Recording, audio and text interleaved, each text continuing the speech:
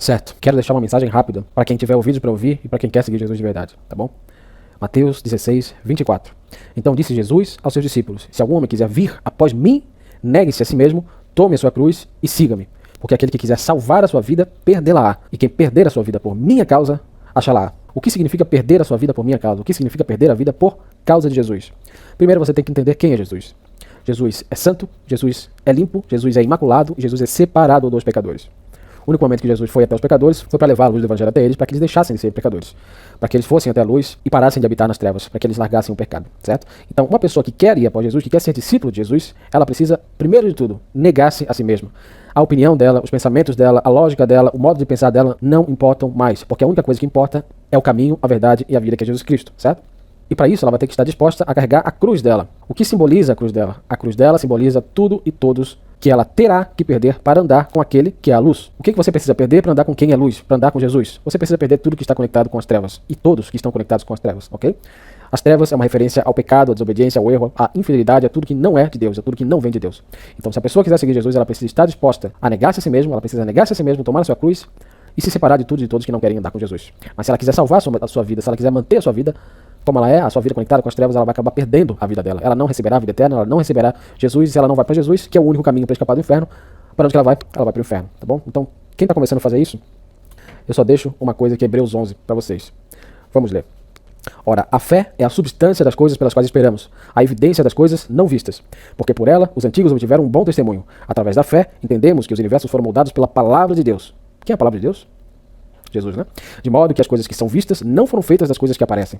Pela fé, Abel ofereceu a Deus um sacrifício mais excelente do que Caim, pela qual alcançou testemunho de que ele era justo, testificando Deus sobre seus dons, e através disso, depois de morto, ainda fala. Ou seja, Abel teve fé verdadeira, e através da fé verdadeira dele, o que aconteceu? Ele ofereceu a Deus um sacrifício mais excelente do que Caim.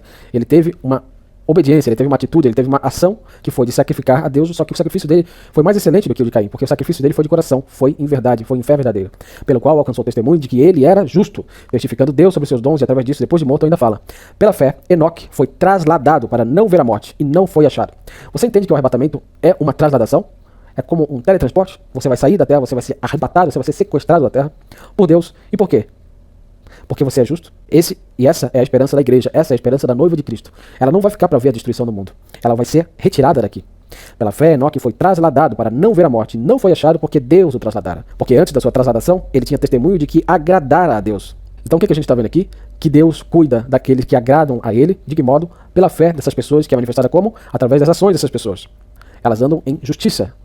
Então Deus é favorável a elas. Porém, sem fé é impossível agradar-lhe. É impossível agradar a Deus sem fé. Porque é necessário que aquele que se aproxima de Deus acredite que ele existe e que é galardoador daqueles que diligentemente o buscam.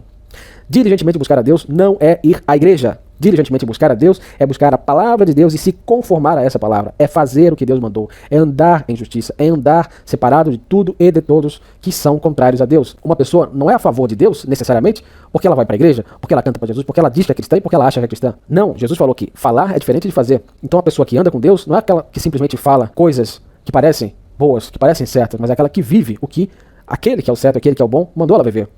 Aquela que anda em santidade. Se não anda, você não está andando com Deus. Você não tem nada a ver com Deus. Você não tem comunhão com Deus.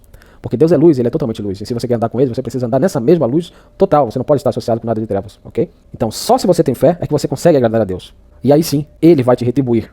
Mas não de acordo com o seu querer e com os seus gostos. E sim de acordo com o que ele, que é o seu Criador, julgar necessário para você. Pela fé, Noé, tendo sido avisado por Deus a respeito das coisas que ainda não se viam, comoveu-se com temor, preparou uma arca para a salvação da sua casa, pela qual condenou o mundo e tornou-se herdeiro da justiça, que é segundo a fé. Então a fé de Noé foi tão verdadeira que ele fez o quê? Ele agiu.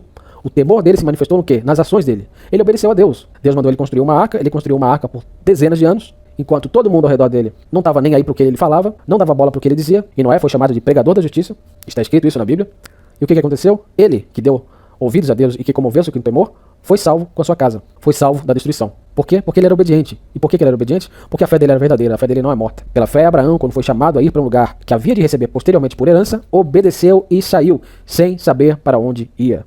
Então a fé não anda com lógica. Abraão não sabia para onde ele ia. Eu não sabia para onde eu ia depois que eu tive que me separar da minha família. Os meus irmãos e as minhas irmãs em Cristo, tampouco. E por que nós nos separamos das nossas famílias? Porque elas estavam conectadas com as trevas e não queriam andar em santidade com Jesus. E a pergunta que eu faço para você acha que Deus me desamparou? Você acha que Jesus me abandonou? Não, já fazem anos que eu me separei. Entendeu? Então você tem que ter essa fé, você tem que estar disposto a carregar a sua cruz, e para isso você precisa negar a si mesmo. A sua opinião não importa, você vai falar para você mesmo: olha, cala a boca, eu não quero saber da minha opinião, vou fazer o que Jesus mandou fazer, e o resto não importa. O resto é o resto. O que importa é Jesus e a obediência a Ele. Obediência ou nada, ok? Pela fé, habitou na terra da promessa, como em uma terra estranha, habitando em tendas com Isaac e Jacó, herdeiros com ele da mesma promessa. Porque procurava por uma cidade que tem fundamentos, da qual o artífice e construtor é Deus. Então ele não ligava porque ele tinha que sofrer, por onde ele tinha que peregrinar para seguir a Deus. Porque o objetivo dele, o alvo final dele, era uma cidade que tem fundamentos, da qual o artífice e construtor é Deus. Ele procurava viver com Deus, ele procurava Jerusalém celestial. Então a fé dele era tão verdadeira que ele não se importou com onde ele tinha que peregrinar para seguir a Deus. O que ele focava, o alvo dele, o que ele almejava, era o objetivo final, era o destino final, era a terra da promessa. Os cristãos verdadeiros são os futuros habitantes, são os herdeiros da nossa terra da promessa, que se chama Jerusalém celestial. Pela fé também a própria Sara recebeu vigor para conceber descendência e deu à luz uma criança quando já de idade avançada, porque teve por fiel aquele que havia prometido. Então a fé de Sara e a fé do próprio Abraão foram tão verdadeiras e foram tão reais para com Deus, que Deus concedeu a eles aquilo que ele lhes havia prometido, que era uma descendência, que era um filho, na velhice deles. Por isso também de um, e esse já considerado como quase morto, descenderam tantos como as estrelas do céu em multidão e como a areia inumerável da praia. Aqui se refere a Abraão.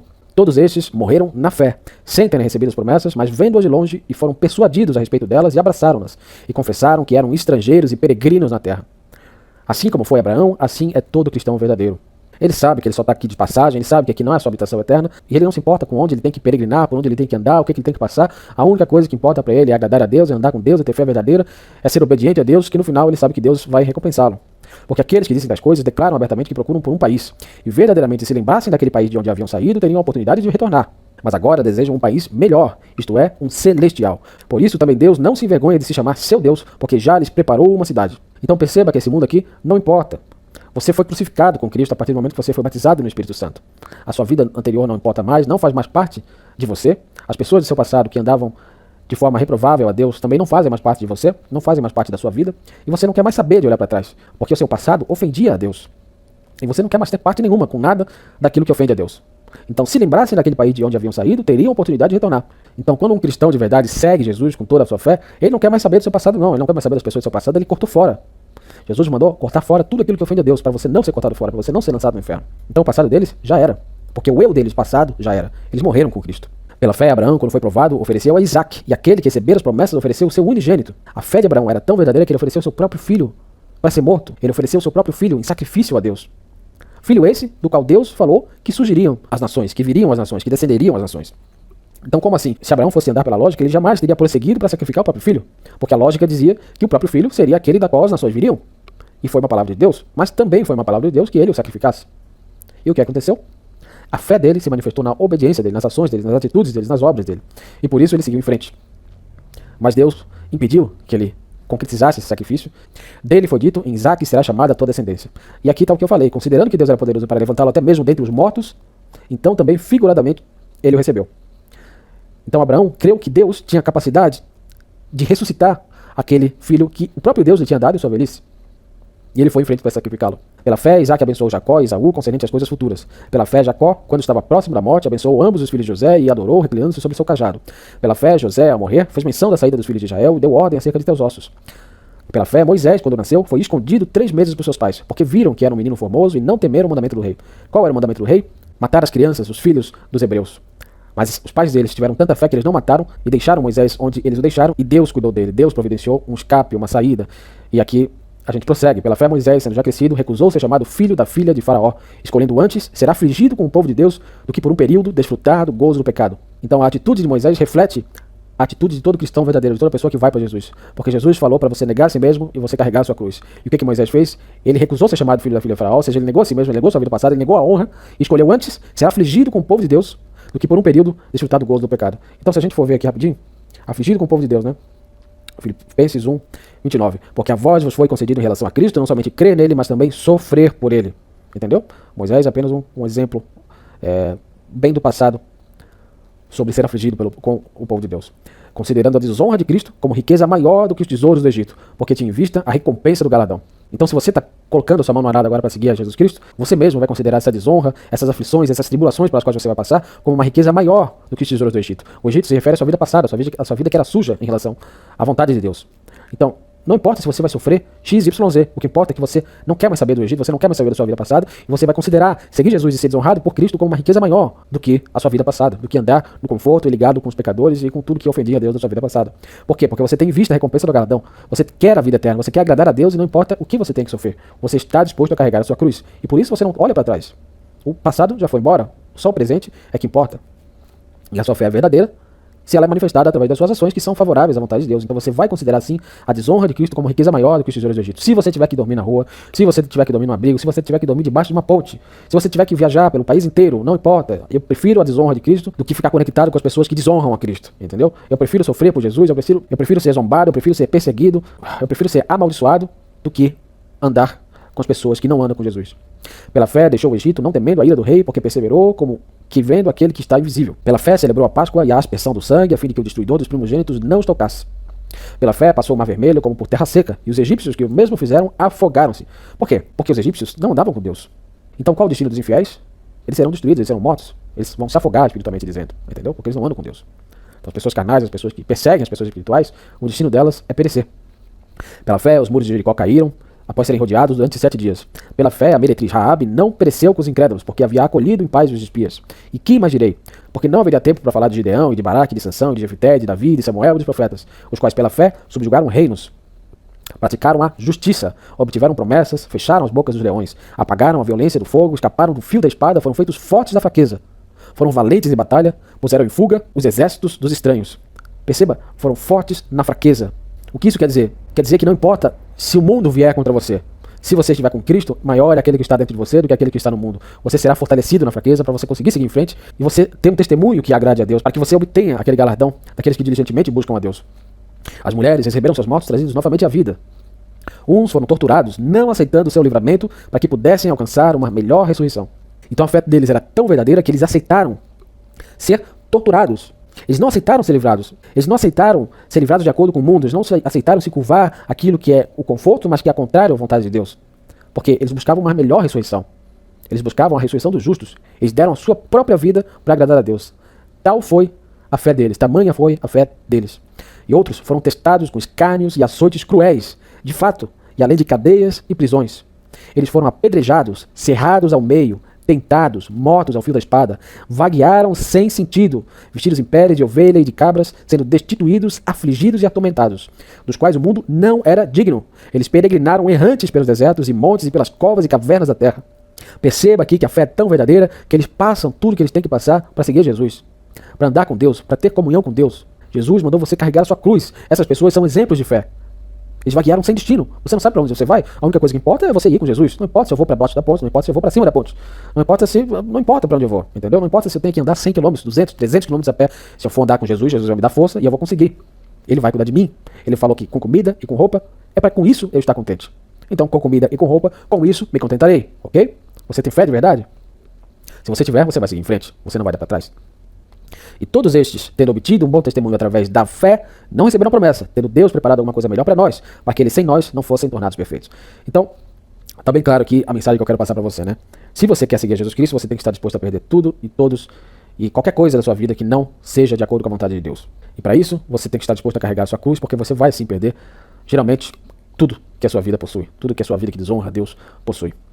Pode ser que sobrem algumas coisas e raramente vão sobrar pessoas. Mas a única pessoa com a qual você tem que se importar em ter comunhão é aquele que veio te salvar.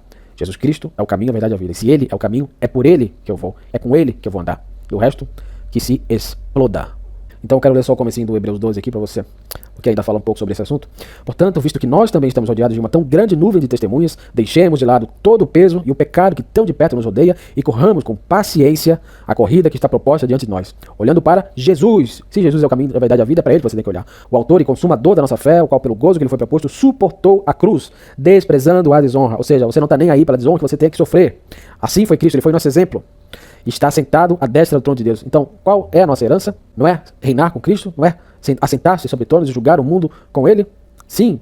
Então, o que precisa vir antes, você precisa suportar a cruz, você precisa desprezar a desonra, você precisa estar disposto a ser rejeitado por esse mundo, que é carnal, que não entende as coisas espirituais, que vai te chamar de louco, que vai te chamar de maluco, que vai tentar te taxar de um monte de coisa que não vai com Deus, que vai tentar te calar. E você tem que seguir Jesus e não importa o resto. Considerai, pois, aquele que suportou tais contradições dos pecadores contra si mesmo, a fim de que não fiqueis exaustos e desencorajados em vossos espíritos. Vós ainda não resististe até o sangue, lutando contra o pecado. Então, se está difícil para você, olha para Jesus. Foi muito mais difícil para ele. Você não está suportando até o sangue, tá? Você está, por acaso, sendo açoitado, como Jesus foi? Estão cuspindo na sua cara, como cuspiram na face de Jesus? Estão arrancando sua barba, como fizeram com Jesus? Pregaram pregos na sua mão e te fizeram carregar uma cruz, assim como Jesus teve que fazer? Bom, Jesus sofreu coisas muito piores do que você e ele foi até o fim. E o que ele pediu para você? Que você também esteja disposto a carregar a sua cruz e siga até o fim com Jesus. Porque ele falou que ele nunca vai colocar sobre você algo a mais, ou mais pesado daquilo que você consegue suportar. E ele falou também que ele nunca te desampararia, nem te abandonaria. Então se você anda com o rei, não importa se ninguém mais anda com você. Não importa se você é rechaçado, se você é humilhado, se você se riem da sua cara. O que importa é que você anda com o rei. E no fim você reina. E esses que zombam a Deus, que escarnecem de você e da caminhada santa e cristã, o pagamento deles está logo ali. E eles têm um encontro marcado, sabe com o quê? Com a sola do pé de Deus. Siga firme e não desista.